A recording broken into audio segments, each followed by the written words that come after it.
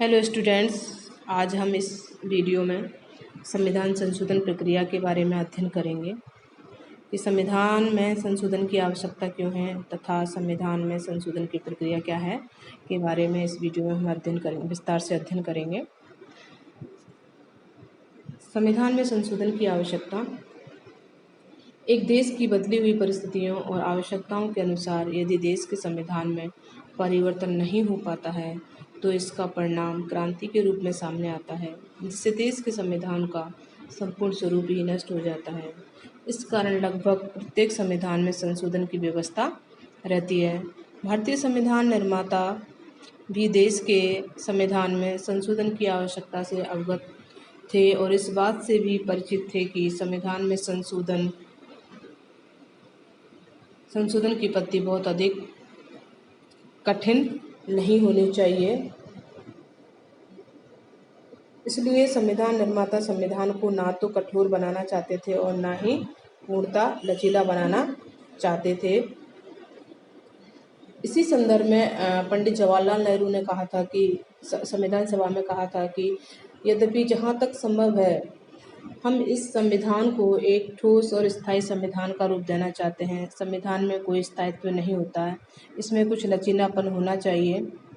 यदि आप इसे कठोर एवं स्थायी बनाते हैं तो आप एक राष्ट्र की प्रगति पर जीवित प्राणवत एवं शरीरधारी व्यक्तियों की प्रगति पर रोक लगा देते हैं। इसलिए संविधान में आवश्यकता के अनुसार परिवर्तन होना चाहिए, उनमें संशोधन होना चाहिए। अगर उसमें संशोधन नहीं होगा तो वो जटिलता धारण कर सकता है, जिससे कई समस्याएं उत्पन्न हो सकती हैं। भारतीय संविधान में संशोधन की प्रक्रिया भारत के द्वारा संघात्मक शासन व्यवस्था को अपनाया गया है। संयुक्त राज्य अमेरिका, ऑस्ट्रेलिया और स्विट्जरलैंड के संविधानों की तरह भारत में भी एक कठोर संविधान को अपनाया गया है, लेकिन संविधान निर्माता अमेरिका जैसे अत्यधिक कठोर संविधान को अपनाने से उत्पन्न होने वाली कठिनाइयों से भी वो परिचित थे।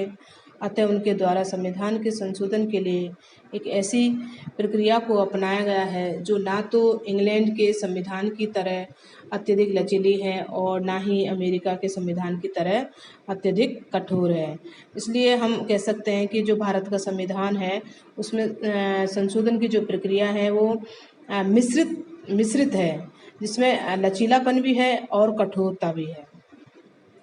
संवैधानिक संशोधन की प्रक्रिया का वर्णन संविधान के भाग 20 अनुच्छेद 368 में किया गया है।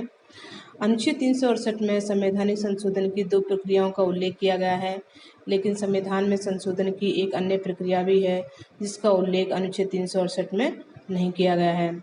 वस्तुतः भारतीय संविधान में संशोधन की भारतीय संविधान में संशोधन 3 प्रकार से हो सकते हैं। संविधान में संशोधन की ये 3 प्रक्रियाएं इस प्रकार हैं: संसद द्वारा सामान्य कानून निर्माण की प्रक्रिया के आधार पर संशोधन, संसद के विशिष्ट बहुमत द्वारा संशोधन की प्रक्रिया, संसद के विशिष्ट बहुमत और राज्य के विधानमंडलों के अनुमोदन से संशोधन की प्रक्रिया। अब हम यहाँ विस्तार से संविधान में संशोधन की प्रक्रिया को हम देख सकते हैं। फर्स्ट है संसद द्वारा सामान्य कानून निर्माण की प्रक्रिया के आधार पर संशोधन। भारतीय संविधान बहुत अधिक व्यापक है तथा जो भारत के संविधान निर्माता थे वो इस बात से परिचित से थे कि संविधान के कुछ प्रावधानों में जल्दी या फिर कहें कि समय के साथ साथ कुछ परिवर्तन की आवश्यकता होती है। तो इसके साथ ही संविधान निर्माता संविधान में आवश्यक लचीलापन चाहते थे।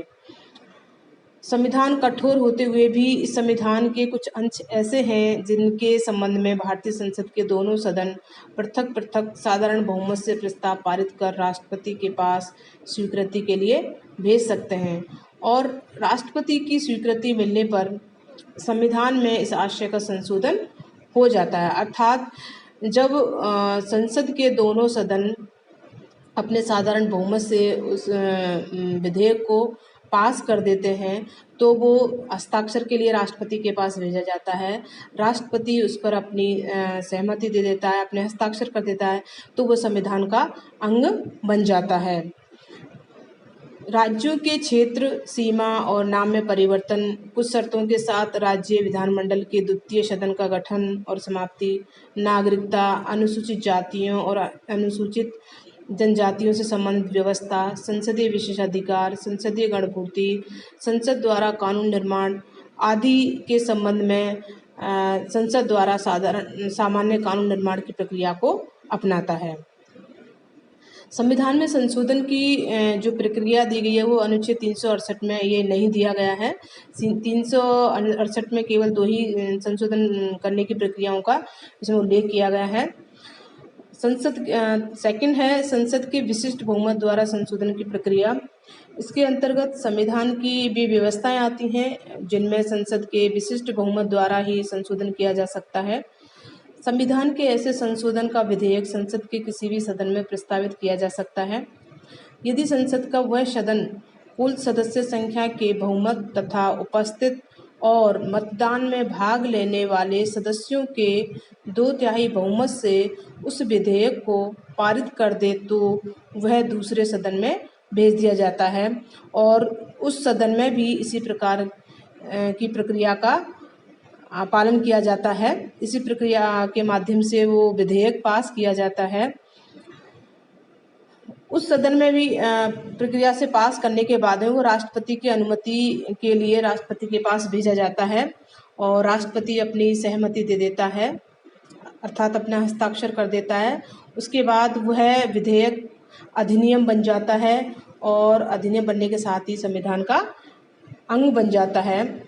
मूल अधिकार, नीति निर्देशक तत्व तथा संविधान की अन्य सभी व्यवस्थाएं जो प्रथम और तृतीय श्रेणी में नहीं आती हैं इसी के अंतर्गत आती हैं, अर्थात विशिष्ट बहुमत के द्वारा इनमें संशोधन किया जाता है। थर्ड है संसद के विशिष्ट बहुमत और राज्य विधानमंडलों के अनुमोदन से संशोधन की प्रक्रिया। अंतिम तथा तीसरे वर्ग में संविधान की भी व्यवस्थाएं आती हैं जिनमें संशोधन के लिए संसद के विशिष्ट बहुमत अर्थात संसद के दोनों सदनों द्वारा पृथक पृथक अपने कुल बहुमत तथा उपस्थित और मतदान में भाग लेने वाले सदस्यों के 2/3 बहुमत से विधेयक पारित होना चाहिए। साथ ही यह विधेयक राज्यों के कुल विधानमंडलों में से कम आधे राज्यों द्वारा स्वीकृत होना आवश्यक है। इसमें राष्ट्रपति का निर्वाचन जो कि अनुच्छेद 54 में दिया गया है, राष्ट्रपति का निर्वाचन की पद्धति, संघ की कार्यपालिका शक्ति का विस्तार, राज्यों की कार्यपालिका शक्ति का विस्तार, संघीय क्षेत्रों के लिए उच्च न्यायालय, संघीय न्यायपालिका, राज्यों में उच्च न्यायालय, संघ तथा राज्यों में विधायी संबंध, 7वीं अनुसूची में से कोई भी सूची, संसद में राज्यों का प्रतिनिधित्व और संविधान के संशोधन की प्रक्रिया से संबंधित अनुच्छेद 368 में इसी प्रक्रिया के माध्यम से संशोधन किया जाता है। वर्तमान में दिसंबर 2019 तक 104वें संविधान के अंदर 104वां संविधान संशोधन हो चुका है। इस संविधान संशोधन के माध्यम से लोकसभा और राज्य विधानसभाओं में SC और ST की आरक्षित सीटों को 10 साल के लिए बढ़ाया गया है। अब तक भारतीय संविधान में 104 दिसंबर 2019 तक 104 संविधान संशोधन हो चुके हैं।